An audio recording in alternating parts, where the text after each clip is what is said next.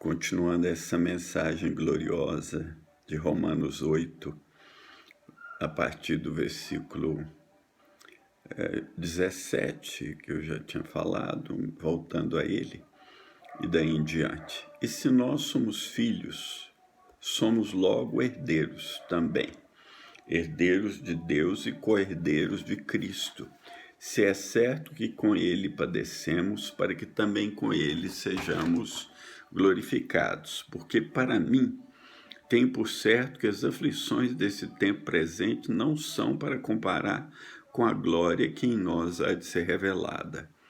Paulo tinha toda a autoridade, para falar sobre as aflições do tempo presente, porque ele foi um que sofreu bastante perseguição, por causa do evangelho. Até tinha aquele famoso espinho na carne, que era um mensageiro de Satanás.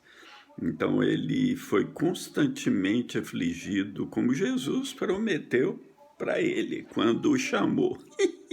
Isso é totalmente diferente, do evangelho moderno, que hoje ninguém sofre, por Cristo. Só quem está bem longe, lá na cortina de bambu, de ferro, países totalitários, Mas nós aqui não. Então, mas o momento é delicado, O momento que estamos atravessando com esse Codiv aí, 19, então tem sido doloroso para muitos. Mas aí no 19 ele diz que a ardente expectação da criatura espera a manifestação dos filhos de Deus, porque a criação ficou sujeita à vaidade, não por sua vontade, mas por causa do que a sujeitou. A esperança de que também a mesma criatura será libertada da corrupção para a liberdade da glória dos filhos de Deus, porque sabemos que toda a criação geme e está juntamente com dores de parto até agora. E não só ela, mas nós mesmos, que temos as primícias do Espírito, também gememos em nós mesmos, esperando a adoção, a saber, a redenção de nosso corpo. Porque em esperança somos salvos. Ora, a esperança que se vê não é esperança, porque o que alguém vê, como esperará? Mas se esperamos o que não vemos, com paciência o esperamos. Então, como a gente deve reagir ao sofrimento? Primeiro, não seja pego surpresa. Deus está cuidando de você. Deus sabe tudo. Ele não vai permitir que você sofra além daquilo que é a medida da sua fé. Não se deixe abalar ou abater. Não seja como o homem do Salmo 73, que sofreu porque estava ignorante em relação à presença do Senhor. E não fique ressentido contra Deus, não se queixe, e vá em frente. Tem uma glória esperando por nós. Jesus prometeu que a gente ia ter aflições no mundo, mas que a gente tivesse bom ânimo, porque ele venceu o mundo. A gente vai ser um dia glorificado, como está escrito em Filipenses 3:20. Mas a nossa cidade está nos céus, de onde também esperamos o Salvador, o Senhor Jesus Cristo, que transformará o nosso corpo abatido para ser conforme o seu corpo glorioso, segundo o seu eficaz poder de sujeitar também a si todas as coisas. Então a gente terá um corpo, conforme o seu corpo glorioso, então conforme o de Cristo, porque Deus vai criar novos céus e nova terra, um novo paraíso, e por isso que a criação, ou a criatura, geme, e por isso que nós gememos. Não fica então surpreso nesse mundo, não fica surpreso com o que acontece, não fica surpreso com perseguição por amor de Cristo, não fica inquieto, como Jesus falou, busca em primeiro lugar o reino e as outras coisas vão ser acrescentadas na sua devida maneira, como Deus falou, o básico, não vai te faltar, você não vai mendigar o pão. E se você tiver dificuldade nesse sentido, Deus vai suprir. Não coloque a sua fé no homem, nem nas suas realizações. Põe a sua esperança em Cristo, Entenda que a salvação só vai se completar no dia da ressurreição, né? Como está escrito em 1 Coríntios 15, né? Se esperamos em Cristo só nessa vida, nós somos mais miseráveis de todos os homens. Nós somos salvos para a esperança. Nós somos um povo de esperança. Nossa esperança está no Senhor que fez os céus e a terra. Somos desafiados a pensar nas coisas lá de cima. Enquanto que a pessoa mundana só pensa nas coisas da terra. Nós somos estrangeiros e peregrinos nessa terra, né? Vamos passar, mas aquele que faz a vontade de Deus vai permanecer para sempre. Devemos viver aguardando a bendita esperança e o aparecimento do nosso grande Deus e Salvador, Senhor Jesus Cristo, como diz em Tito 2:13, né? Tem essa paciência persistente ou uma persistência paciente, né? Não tema maus rumores, como diz no Salmo 112:6, o justo nunca será abalado, estará em memória eterna, não temerá maus rumores, seu coração está firme, confiando no Senhor. Não fica dando ouvido a fofoca, a mau rumor, quem fulano disse, Beltrano disse, né? Tenha sabedoria para examinar tudo e reter o que é bom, não fique julgando as pessoas sem ter conhecimento de causa. Seja paciente, não ansioso. Paulo diz para os Tessalonicenses, no capítulo 3:10, quando ainda estavam convosco, os mandamos, se alguém não quiser trabalhar, não coma. Ou seja equilibrado, trabalhe, né? Vivam a vida que seja um motivo de glória para o Senhor. Então, aí, assim, nós vamos esperar com paciência, né?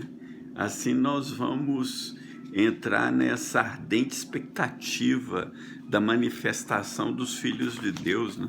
Além disso, a natureza tem uma expectativa da nossa manifestação, a criatura.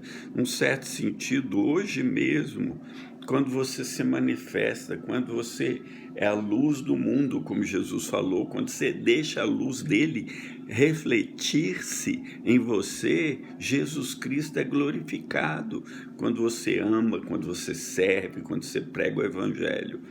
Essa é a realidade dessa porção.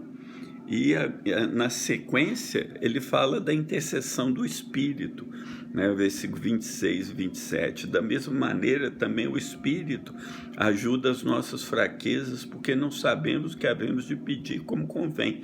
Mas o mesmo Espírito intercede por nós com gemidos inexprimíveis. E aquele que examina os corações sabe qual é a intenção do Espírito, e é ele que, segundo Deus, intercede pelos santos. Quando você está esperando a maior glória, né, de filho de Deus, quando você está esperando a glorificação, você está trabalhando, você vai ter fraquezas, né? E o Espírito vai te socorrer. Eu penso que a maior fraqueza que eu e você temos, e que penso, comum na maioria dos cristãos, é a oração, né? A luta, a dificuldade que temos para orar. Alguns vão orar por compulsão ou por religiosidade, né? Mas essa oração eficaz, né? Ele diz, não sabemos o que havemos de pedir como convém, né? Não temos toda a revelação da vontade de Deus, não temos todo o entendimento da vontade de Deus. Então, a gente tem que ir diante de Deus e clamar. Paulo teve esse momento doloroso, como eu citei antes, quando ele teve o espinho. Ele disse que orou 3 vezes ao Senhor. E Deus disse para ele, chega, não ora mais. A minha graça te basta. Eu fico pensando, às vezes, a gente está repetindo orações e às vezes Deus já falou, chega, não fala mais nesse assunto, que eu não vou te responder. Mas de todo jeito, o Espírito Santo está lá para nos socorrer, né? Ajuda, né? Levanta, ajuda, significa alguém que vem do seu lado e te levanta do abatimento. Aliás, o nome do Espírito Santo, na palavra de Deus, Consolador, a palavra grega é Parakletos, significa para aquele que vem ao lado, Parakletos, o que vem ao lado, o que vem e te abraça do lado, né? E te consola, te conforta, te ajuda, e te leva, ele vai junto com você, né? Porque você foi a Cristo, você está em Cristo, você buscou a Cristo, e o Espírito habita em você, ele vai te socorrer, ele vai te interceder por você com gemidos inexprimíveis. Eu não sei bem se esses gemidos inexprimíveis que Paulo fala é alguma coisa que a gente expressa dor, gemido na oração, né? Ou uma oração em línguas, ou um clamor, uma súplica, mas é do Espírito que a gente ora na carne e a gente ora no espírito. Na carne é que entenda, né? No pecado. A gente ora com a nossa fala, com o nosso entendimento, e a gente ora com o espírito. Quando a gente não entende, por exemplo, quando você ora em línguas, você não entende o que você está falando, mas o espírito ora de fato, né? Se você realmente está orando uma língua celestial, não é algo inventado da mente humana, né? Porque antes nós dissemos aí para trás que quando você clama Abba, Pai, Abba é um clamor de filiação, de intimidade, comunhão. Abba, papai, papaizinho. É alguma coisa entre você e Deus, é uma coisa que você entrou no seu quarto, fechou sua porta, não é uma coisa para as multidões, é entre nós. Então, Abba, né? Porque o Espírito, ele é seu guia, ele é sua luz, ele te ajuda, te socorre, te levanta.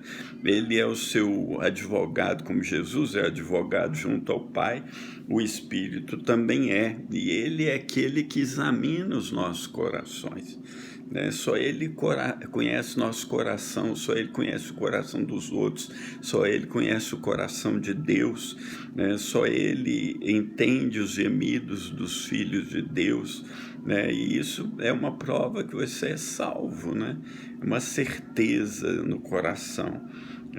A gente ora, ele fala, examina os corações, ele sabe a intenção do Espírito, né? Às vezes a gente devia orar mais, às vezes a gente devia clamar mais, às vezes a gente devia chorar mais diante de Deus, né? Mas essas são as nossas fraquezas. Mas lembra que em Hebreus, Jesus, oferecendo grande clamor e lágrimas àquele que o podia livrar da morte, ele foi ouvido quanto ao que temia. Jesus temia lá no Getsemane, temia ser apartado de Deus, né? Ser afastado de Deus, né? Deus meu, por que me desamparastes, né? Ele falou, se for possível, passa de mim esse cálice, mas ele se rendeu, não faça a minha vontade, mas a tua. Jesus nunca temeu a cruz, mas ele temeu o pecado, se tornar pecado.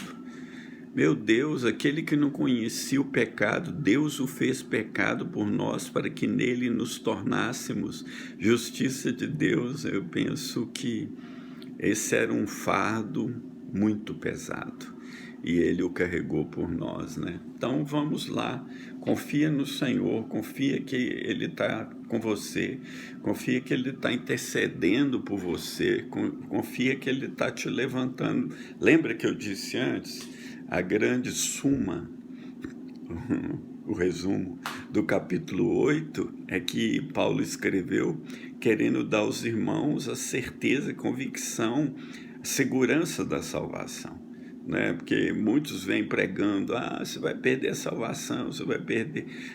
Confia no Senhor, ele não te salvou pela graça, ele não te salvou pela graça, ele não te deu o dom da fé, ele não te levou a Cristo, porque Jesus falou que ninguém pode vir a mim se o Pai não trouxer. Então ele não tem o mesmo poder para te levar até o dia final. Ele tem. Isso aí. Então, grande abraço, Senhor abençoe. Eu tô meio aqui precisando fazer a barba, né? Perdoe aí a minha aparência, mas é de amor esse vídeo aí, em nome de Jesus. Então, no próximo vídeo eu vou falar do grande propósito de Deus, né? E que pode te afinar mais ainda com a salvação de Deus. Um abração, fica na paz, que o Senhor te abençoe, te guarde e que Ele ilumine sua mente para compreender a palavra dEle. Amém.